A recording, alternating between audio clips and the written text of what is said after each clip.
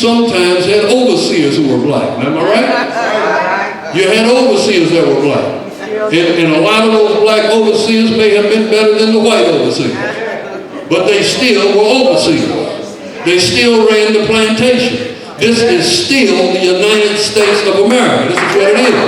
And there's a problem, and I know people, and this is our problem. We have an identity crisis. I mean, when I say this is the United States of America, I'm telling you this is a bad organization economically, politically, and socially. It is all screwed up. It started wrong, and it's never got right. Okay. It started wrong. Talking about when did we go bad? When has America ever been right? What point in history do you want to go back to in America?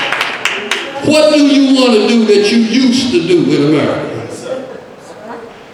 You can't steal a whole continent, claim that God gave you the right to do it, manifest destiny, rob a whole people from their continent, step on Puerto Rico, step on every place in the Caribbean, and then come over here talking about you don't believe in stealing, right? Make it illegal to commit murder after you done wiped out a whole Indian population. And then you just gonna pass a couple of laws and make it okay? You got to step down, man.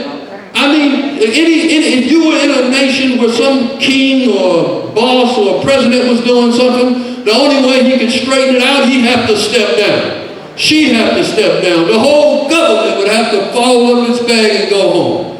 So we don't want to be just the president, we want to be the government. That's what we want to be. We want to control the whole thing.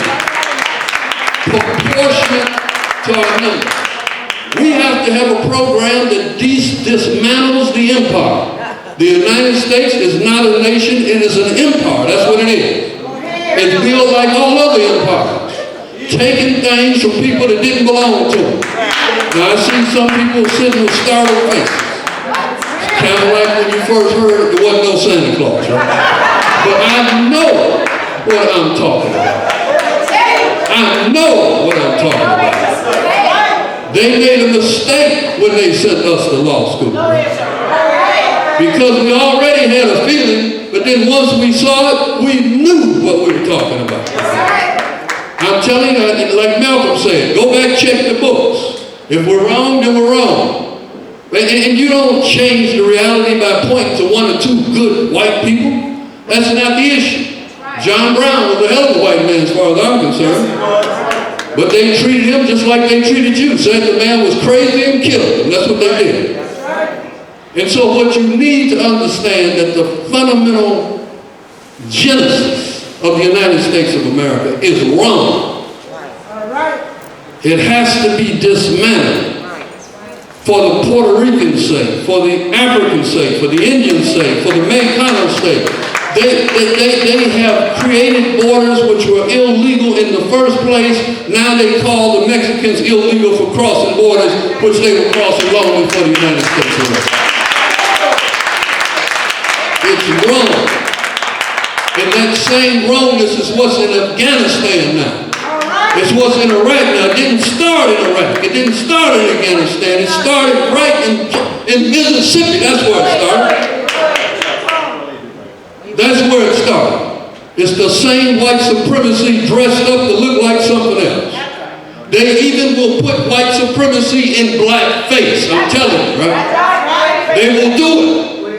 And as we are inspired and as our kids sit up here with this new enthusiasm because of what happened on the night that Barack Obama was inaugurated, and it's good to see those kids crying and to understand that there's no limitations to what they can achieve. What we have to understand is that we have to come to a rational conclusion what it is that we're trying to achieve. We were at Tougaloo College, which is a historically black college outside of Jackson, Mississippi. And we were talking to the kids, and the kids were real concerned because they saw the Tea Party movement coming up. Tea, whatever, you know, they seem to have this fixation on tea. I mean, they had a whole revolution for tea. And they get mad at us because we want to have a revolution and they holding us in slavery. Right? This is what they did. But the Tea Party movement, and then just as an aside, Justice, who was on the Mississippi Supreme Court, to tell you how good the Mississippi Supreme Court is, named Cobb.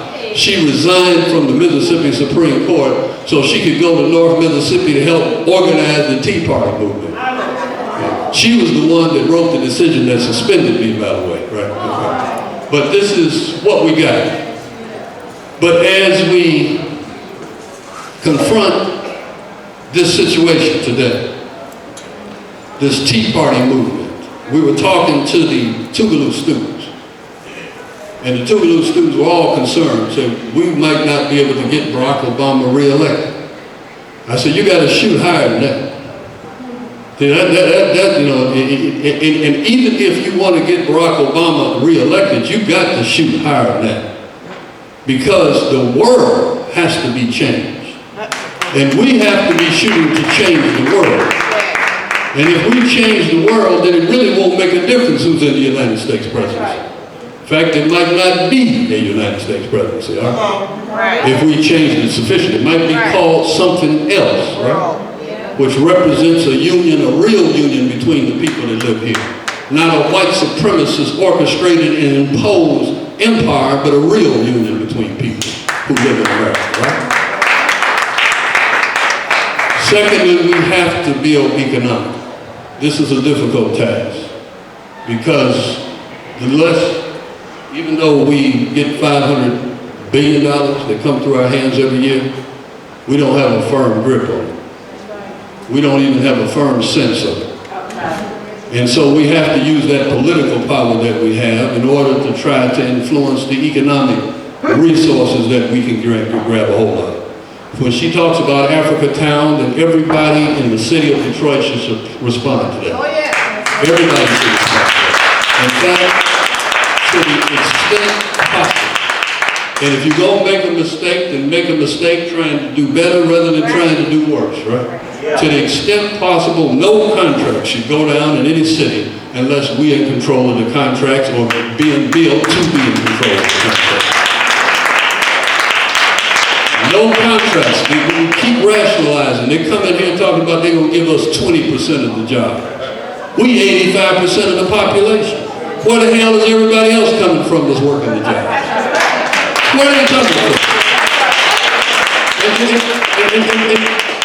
Now I'm in Detroit, not in Jackson, and it's a little different here. But in Jackson, Mississippi, they don't even have black people that can work those kind of jobs still living in Jackson. Right? They don't even have them. They don't allow. You know the northern movement, white folks moving out, they don't split Jackson. The ones that are still there are rich white people. That's trying to stay there and trying to make sure that they can get the regentrification going and control the city. That's right. And so, politically, we got to use these little positions, Brother Carr. That's right. We got to use it if we're in the city council, if we're on the mayor's seat. We cannot tolerate a mayor not doing what we need him to do. Right. If the mayor's not going to do what he needs to do, I don't care how much we like him.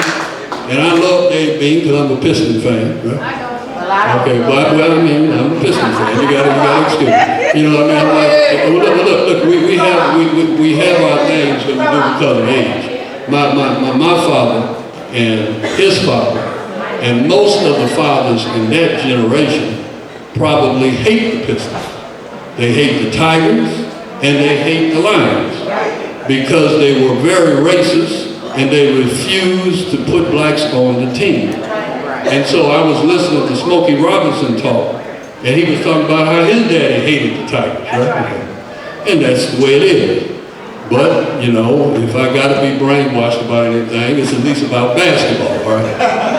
But in any event, but we cannot excuse Dave Bean or anybody else for doing the wrong thing with our city and our resources. And we have to correct the problem as soon as we can. Politically, we have to understand, and economically, is that as we build some strength, we have to concentrate on strengthening ourselves in various regions of the world. One of the regions of the world that has to be strengthened is the South. That's right. We live in a place that have 18 contiguous black counties that touch each other. You go up and down the western coast of Mississippi, the Mississippi River, and you see black folks. You hear the blues.